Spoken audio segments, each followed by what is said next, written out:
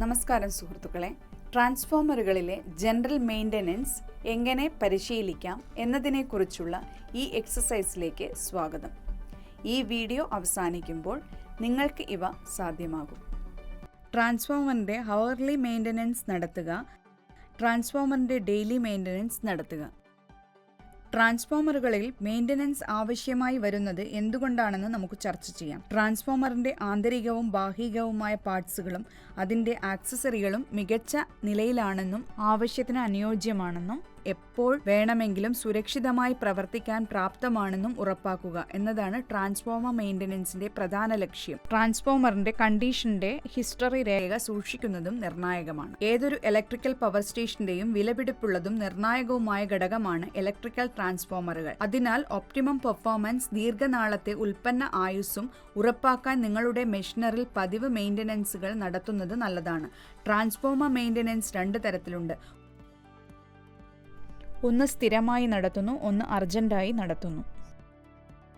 പതിവ് മെയിൻ്റനൻസ് പരിശോധനകൾക്ക് break down മെയിൻ്റനൻസിന്റെ ആവശ്യകത തടയാനാകും. ഇത് പ്രവർത്തനരഹിതമാകുന്ന സമയം കുറയ്ക്കും. ആവശ്യമുള്ളപ്പോൾ മാത്രം നടത്തുന്ന ഒരു ട്രാൻസ്ഫോമറിന്റെ മെയിൻ്റനൻസിനെ എമർജൻസി അല്ലെങ്കിൽ ബ്രേക്ക് ഡൗൺ ട്രാൻസ്ഫോമർ മെയിൻ്റനൻസ് എന്ന് വിളിക്കുന്നു.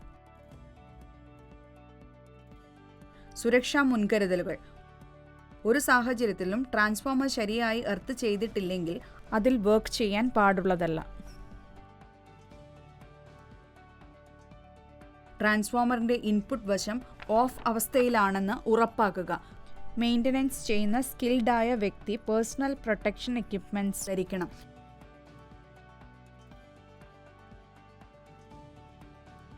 എന്നാൽ റെഗുലർ മെയിൻ്റനൻസ് കൃത്യമായി നടത്തുകയാണെങ്കിൽ എമർജൻസി മെയിൻ്റനൻസ് ചെയ്യേണ്ടതിൻ്റെ സാധ്യത ഗണ്യമായി കുറയുന്നു.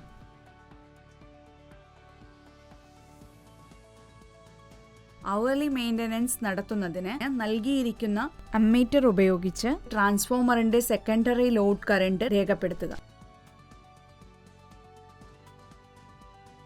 നെയിം പ്ലേറ്റ് വിശദാംശങ്ങൾ അനുസരിച്ച് റേറ്റ് ചെയ്ത വാല്യൂവുമായി ഈ വാല്യൂ താരതമ്യം ചെയ്യുക. ലോഡ് കറന്റ് റേറ്റഡ് വാല്യൂവിനേക്കാൾ കൂടുതലാണെങ്കിൽ താഴെ പറയുന്ന ക്രമത്തിൽ ട്രാൻസ്ഫോമറിലെ ലോഡ് കുറയ്ക്കുക. സർക്യൂട്ട് ബ്രേക്കർ ട്രിപ്പ് ഓഫ് ചെയ്യുക. വളരെ അത്യാവശ്യമല്ലാത്ത ലോഡ് ഫീഡറുകൾ സ്വിച്ച് ഓഫ് ചെയ്യുക. വീണ്ടും ചാർജ് ചെയ്ത് സർക്യൂട്ട് ബ്രേക്കർ ഓണാക്കുക. Primary line voltage, line current, secondary line voltage, line current, power factor എന്നിവയുടെ വാല്യൂകൾ ടാബുലേഷനിൽ രേഖപ്പെടുത്തുക. തെർമോസ്റ്റാറ്റ് ഡയൽ അല്ലെങ്കിൽ തെർമോമീറ്റർ സൂചിപ്പിക്കുന്ന ഓയിലിന്റെ ടെമ്പറേച്ചർ ശ്രദ്ധിക്കുക.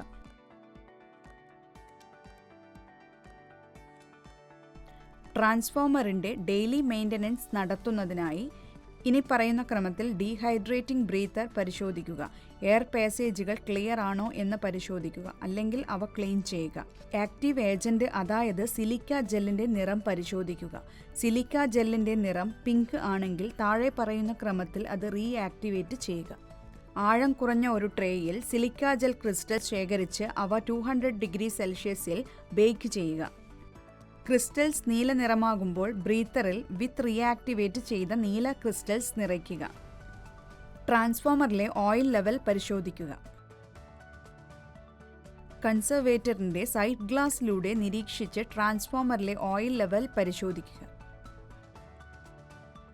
ഓയിൽ ലെവൽ കുറവാണെങ്കിൽ ഡ്രെയിൻ വാൾവിലൂടെ ക്ലീൻ ട്രാൻസ്ഫോമർ ഓയിൽ നിറച്ച് ലെവൽ ടോപ്പ് അപ്പ് ചെയ്യുക. കുറഞ്ഞ സമയത്തിനുള്ളിൽ ഓയിലിന്റെ അളവ് ഗണ്യമായി കുറയുകയാണെങ്കിൽ ടാങ്കിൽ ഏതെങ്കിലും ഓയിൽ ലീക്കേജ് ഉണ്ടോ എന്ന് പരിശോധിക്കുക. ട്രാൻസ്ഫോമർ ടാങ്കിൽ ലീക്ക് ഉണ്ടെങ്കിൽ ലീക്കേജ് തടയുന്നതിന് അനുയോജ്യമായ നടപടികൾ എടുക്കുക.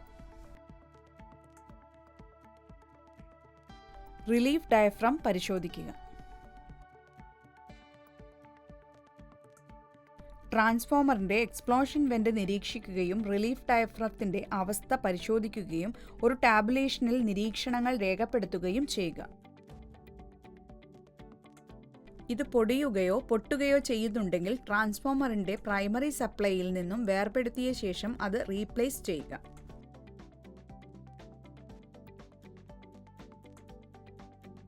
നമുക്ക് ട്രാൻസ്ഫോമറിന്റെ ആനുവൽ മെയിൻ്റനൻസ് ചർച്ച ചെയ്യാം. ട്രാൻസ്ഫോമർ, കൺട്രോൾ സർക്യൂട്ട് എന്നിവ തണുപ്പിക്കാൻ ഉപയോഗിക്കുന്ന എയർ ഫാൻസ്, ഓയിൽ പമ്പ്സ്, മറ്റ് ഘടകങ്ങൾ എന്നിവയുടെ ഇയർലി ഇൻസ്പെക്ഷൻ ആവശ്യമാണ്. നിങ്ങളുടെ ഇലക്ട്രിക്കൽ ട്രാൻസ്ഫോമറിന്റെ എല്ലാ ബുഷിങ്ങുകളും വർഷം തോറും സോഫ്റ്റായ തുണി ഉപയോഗിച്ച് വൃത്തിയാക്കുന്നുവെന്ന് ഉറപ്പാക്കുക.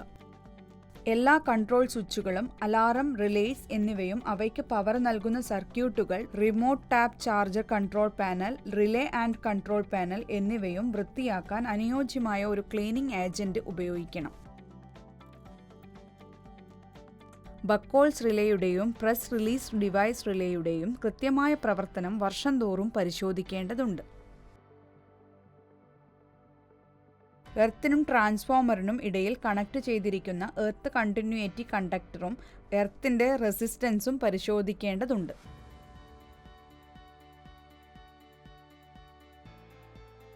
ഈ വീഡിയോ കണ്ടതിന് ശേഷം നിങ്ങൾക്ക് ഇവ സാധ്യമാകുമെന്ന് ഞാൻ പ്രതീക്ഷിക്കുന്നു. ട്രാൻസ്ഫോമറിൻ്റെ അവേർലി മെയിൻ്റനൻസ് നടത്തുക, ട്രാൻസ്ഫോമറിൻ്റെ ഡെയിലി മെയിൻ്റനൻസ് നടത്തുക, ട്രാൻസ്ഫോമറുകളിലെ ജനറൽ മെയിൻ്റനൻസ് എങ്ങനെ പരിശീലിക്കാം എന്നതിനെക്കുറിച്ചുള്ള ഈ എക്സസൈസ് ഇവിടെ അവസാനിക്കുന്നു. അടുത്ത എക്സസൈസിൽ വീണ്ടും കാണാം.